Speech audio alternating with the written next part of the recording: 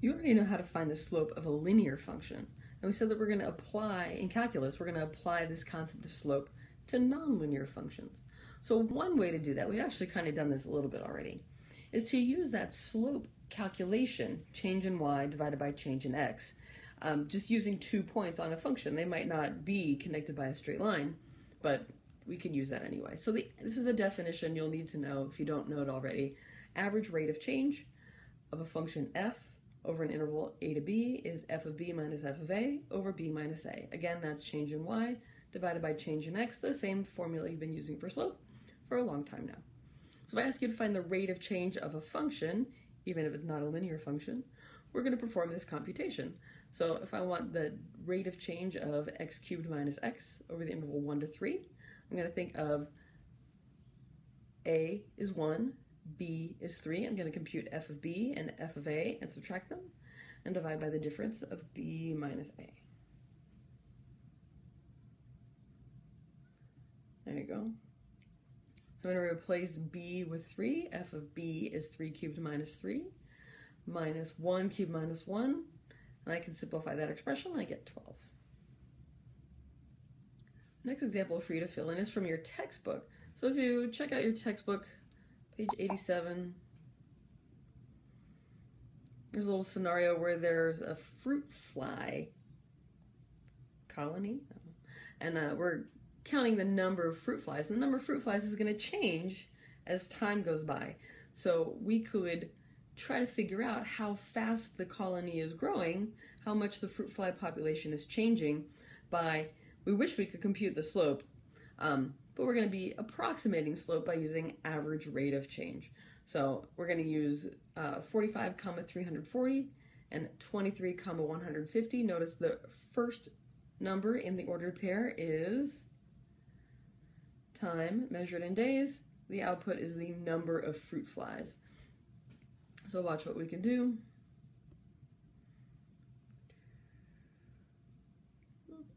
There we go. So that's the second y minus the first y, the second output minus the first output, divided by the second input minus the first input. But here we want to make sure we keep units with us. This is going to be a critical skill for you all this year. If you need to compute an expression like this, can you keep the units with the right parts of the expression? So the outputs are measured in fruit flies, and the inputs are time measured in days. So when I simplify, I get 190 fruit flies over 22 days, which you could simplify to 8.6 fruit flies per day. That's how fast the fruit fly, it's an approximation of how fast the population of the fruit flies is changing on, well, over the, what do we have there? Days 23 to 45. Okay, so that's not very exciting news, not an especially exciting calculation. We've done it before. In fact, we did it in 2.1 when we computed average speed. So what we're going to do is kind of like what we did after we computed average speed. We wanted to think about what would instantaneous speed mean, and we made a plan. We let that change in time get smaller and smaller. So our changes in our inputs get smaller and smaller. So stop the video now, read page 88 in your textbook. I think if you're using the TouchCast website, you can touch the background and that will pop up the PDF for page 88, or you can just check out your textbook. So it turns out that this number we're looking for, the instantaneous rate of change, the average rate of change over an interval that's so small it's essentially 0, is exactly equal to the slope of the tangent line to the curve. So you probably remember about tangents to a circle from geometry. You probably remembered it as a point that is a line, or a line segment that touches the circle in exactly one point. We can't use exactly the same definition because you see some of these examples here. When we get the line or the line segment with the right slope, there's no guarantee it doesn't touch the curve in a second place. But it all comes down to what we did when we were looking for the slope of the natural log curve using your calculator.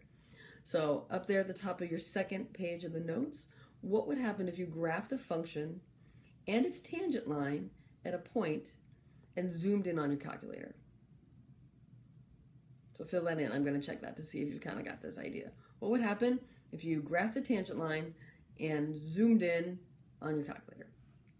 Okay, so that's what we're looking for. We're looking for the slope of the tangent line because that's going to give us instantaneous rate of change. So instead of slope of the secant line, using 2 points and just computing slope, we want to let those 2 points get closer and closer and closer together. We don't have an algebra way to do that, kind of. Not really a good one yet. But that's kind of the idea that we're trying to get.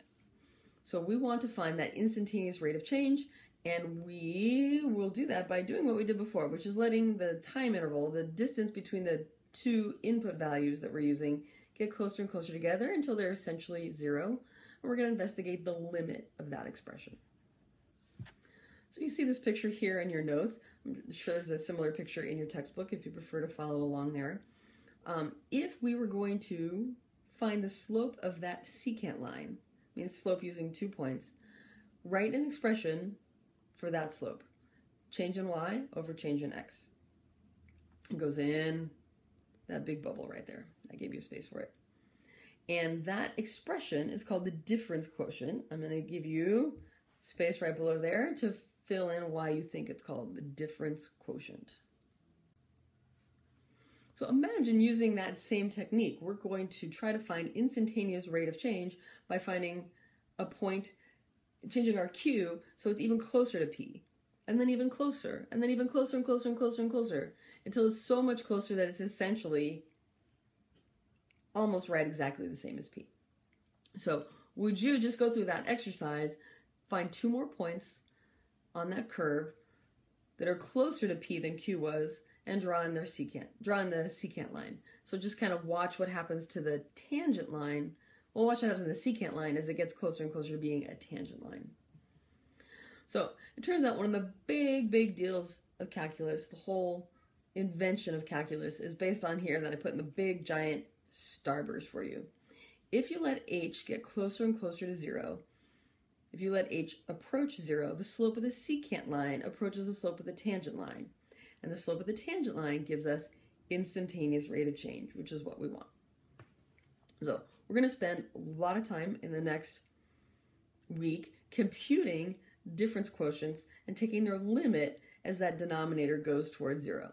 So 2 important algebra reminders as we get ready to do that. So there's 2 circles down here for you to fill in. And do I have a better place here?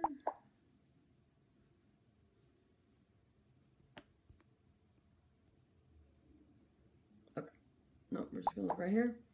So, 2 important things to remember. If you are going to simplify a difference quotient or perform algebra on a difference quotient, the most important thing to remember is to distribute the subtraction in the numerator.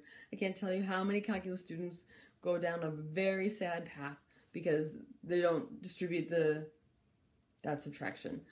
Most of the time, there's going to be something helpful that cancels out for us. But if you've got the sign wrong because you didn't distribute subtraction, nothing will cancel and you won't get the right result. And then don't forget to raise a binomial to a power. We mentioned this in class the other day. If I had, for example, x plus 4 squared, and I want to simplify that, that's x plus 4 times x plus 4. It takes 4 multiplications. So write something in there about how to remind yourself to raise a binomial to a power. If you raise a binomial to the second power, which is going to be the most common that we do, make sure you use 4 multiplications. If writing the word FOIL helps you remember, whatever you have to remember to do that. I'll draw in my 4 multiplications. So I wrote in orange just what I was thinking as an example, but you write in that circle whatever helps you remember how to square a binomial. All right, so here's the punchline. If you find that difference quotient and you let the denominator get closer and closer to 0, in fact, you take the limit as the denominator approaches 0, you will get the slope of the curve at that point. That's the same as saying the slope of the tangent line to the curve. So this is what you're going to write in at the top of the third page of your notes, where it says slope of a curve. So the slope of a curve, y equals f of x at a comma f of a, is the limit as h approaches 0 of f of a plus h minus f of a, all divided by h. It goes in your notes. That's critically important. And then right below there, these are the ones for you to practice. Oh, I'll do one, and then you're going to do ones to practice. So before we compute or simplify a bunch of difference quotients, let's make sure that we're remembering what we need to know about function notation. So if f of x is 1 over x, that means whatever is inside the parentheses, that's the input. And what happens to the input? For this rule, the input gets reciprocated, right? Made into its reciprocal. So this function finds a reciprocal. So if I later ask you to find f of a, the result, the output of the function is the reciprocal of a. If I ask you to find f of a plus h, that's the reciprocal of the quantity a plus h. So now try the rest of those at that. It's kind of like the top half of the third page of your notes. All right, so here we go. If we're going to find the slope of this curve, f of x equals negative 16x squared, at the place where x equals 5. So we're going to use that expression for slope of a curve that was up at the top of your page. In this case, a is going to equal 5. A is the input value we care about, and f of x is negative 16x squared. So think for a minute, what does this function do to its inputs? We need to think about the order of operations. So whatever I put in that input set of parentheses for this function, first it gets squared, then it gets multiplied by negative 16. So that's what we're going to do here. This is my slope of a curve formula exactly. So I have to replace f. It might be easier to replace f of a first. Let's think about that. I'm going to replace x in the rule with an a. That's going to be negative 16a squared. So that's how I get this, negative 16, 5 squared. How am I going to replace x with a plus h? So it's a plus h is going to have to get squared and then multiplied by negative 16. That's the notation you see here. And then similar to what we did back in 2-1, our technique to simplify this expression is to expand that numerator. So 5 plus h squared. Make sure you do 4 multiplications. And we can see our negative 400 and our positive 400 cancel out. I'm going to be able to factor in h out of the numerator and denominator.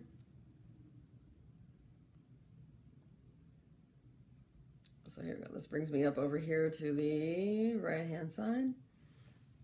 Once I'm able to cancel out the h here, I won't have it divide by 0 problem anymore. I can simplify this limit with substitution, and I get that the slope of the curve is negative 160. That's specifically the slope of negative 16x squared at the place where x equals 5. So then the last part of this example, can I use that slope to write the equation of the tangent line? Well, the tangent line to the curve at x equals 5 is the point that contains 5, comma, whatever f of 5 is, and has that slope that we just found. So we're going to need the ordered pair.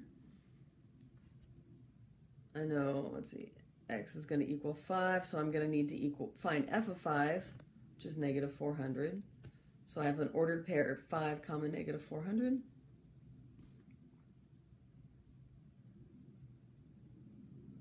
I'm going to use point slope form for the equation of a line.